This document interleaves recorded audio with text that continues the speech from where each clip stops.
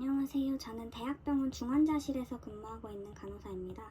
이제 저희 부서에 학생 선생님들이 실습을 요새 나오시는데 저한테 많이 물어보는 질문 중에 하나가 원티드 부서 어떻게 정했냐고 많이 물어보시더라고요. 근데 저도 학생 때도 그렇고 웨이팅 하면서도 어떻게 원티드 부서를 정해야 하는지 고민이 많았어가지고 제가 원티드 부서를 결정하게 된 계기와 과정을 조금 말해보려고 합니다. 우선 제가 실습을 나갔을 때는 2020년도였고 이때는 코로나가 딱 터졌을 때였어가지고 많은 부서를 실습하지는 못했어요. 응급실이랑 수술실, 이 수술실을 하면서 마취복실도 같이 했었고요. 성인 외과병동과 성인 내과병동 이렇게만 실습을 했었고요.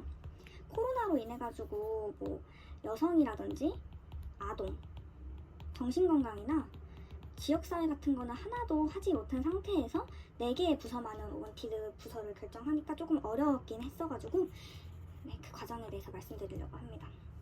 저는 응급실 실습을 나갔을 때 가장 제가 뚜렷하게 느낀 점은 정말 다양하고 많은 사람들이 온다는 점이었어요.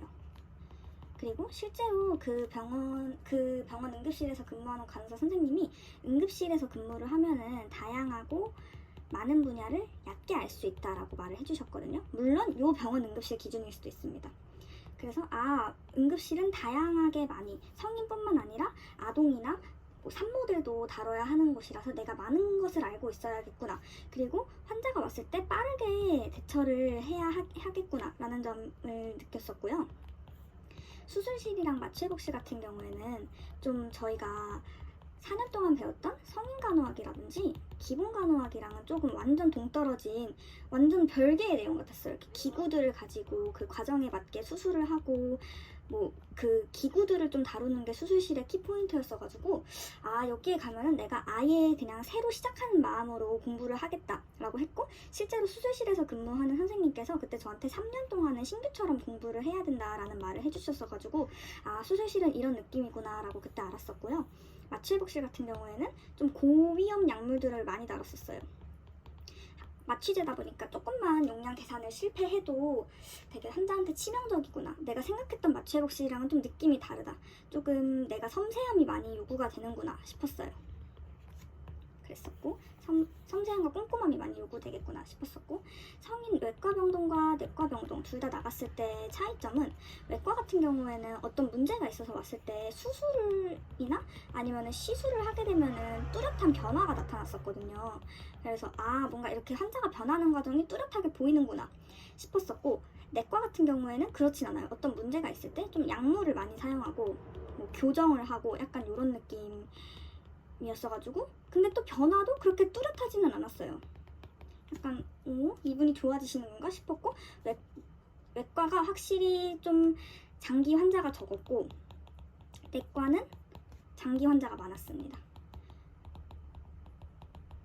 그랬었고, 제가 이렇게 실습을 하면서 이런 점들을 느꼈었는데, 이제 실습을 하고 나서 저는 1순위로 외과병동을 가야겠다라는 생각을 했었어요. 왜냐면은 외과에 가면은 환자들이랑 라포 쌓는 과정도 너무 즐거웠고, 그리고 그 변화가 뚜렷하게 보이는 게 너무 좋았었어가지고 이 변화가 있는 것 때문에 외과병동을 1순위로 결정을 했었고, 원래는 외과병동에 가려고 했었어요. 근데 제가 원티드를 결정하는 과정에서 이제 제 지도 교수님이 저한테 중환자실 어떠냐고 추천을 해주신 거예요. 근데 저는 이때까지만 해도 되게 확신이 없었어요. 왜냐면 제가 실습을 나가보지도 않았고 어떻게 말만으로 결정하기엔 조금 어려운 문제일 것 같다라고 생각을 했어가지고, 근데 또 지도 교수님이 중환자실 하면은 사람들이 착각하는 게 되게 천천히 해도 된다 이런 것들이 있는데 생각보다 손이 빨라야 되고 상황 판단도 빨라야 된다. 근데 너는 좀 행동이 빠른 편이니까 중환자실 어떠냐, 응급실도 괜찮지만 중환자실을 좀 생각을 해봐라 라고 해서 그때부터 중환자실을 알아봤고요. 확실히 중환자실이 왜 간호사들이 가장 선호하는 원티드인지는 조금 그때 알았어요. 기계들이 많으니까, 그리고 환자에 대해서 깊게 공부할 수 있으니까 좀 똑똑해질 수 있을 것 같다라는 생각이 들었고요. 그리고 무엇보다도 저에게 가장 큰 장점은 중환자실은 환자를 2명에서 3명 정도 본다는 게 ICU의 가장 큰 장점이라 생각을 했어요. 병동 같은 경우에는 10명에서 12명 이렇게 보고, 강간통 같은 경우에는 5명에서 6명 이렇게 보는데 이 환자들을 과연 내가 다 기억을 할 수 있을까 라는 생각이 들어서 저는 ICU로 결정을 하게 되었고요.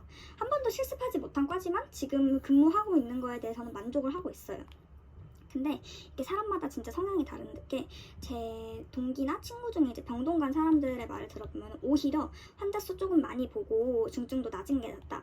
나는 ICU에 갈 자신이 없다라고 하시는 분들도 계셨었고 반면에 저는 병동 친구들을 보면서 그래도 환자를 어떻게 그렇게 잘 많이 보냐 신기하다 하면서 서로 좀 그런 면이 있다는 점을 알아두시면 좋을 것 같아요. 그래서 저는 이렇게 해서 중환자실을 결정하게 됐습니다. 주변에 응급실 간 친구들 말을 들어보면은 진짜 사람이 많고 무슨 거의 시장 도떼기 시장 같다는 느낌이 들었대요. 그럼에도 불구하고 빨리빨리 일을 하고 빨리빨리 환자를 쳐내고 그런 거에 있어서 조금 보람을 느낀다고 했었고 외과는 확실히 제가 말했던 것처럼 수술로 인해서 빨리 좋아지셔서 가는 분들이 많으시고 내과는 장기 환자들이 많다. 그래서 좀 신경을 기울여야 할 게 많다.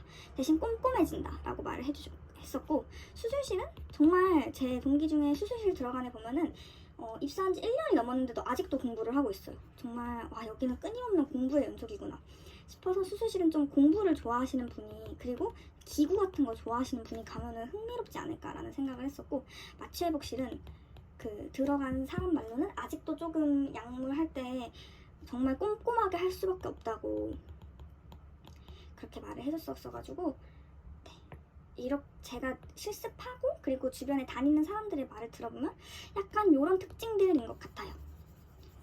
그래서 저는 저희 병원 같은 경우에는 원티드를 1순위, 2순위로 쓰는데 선택지도 되게 좁았어요. 외과, 내과, 응급실, 중환자실,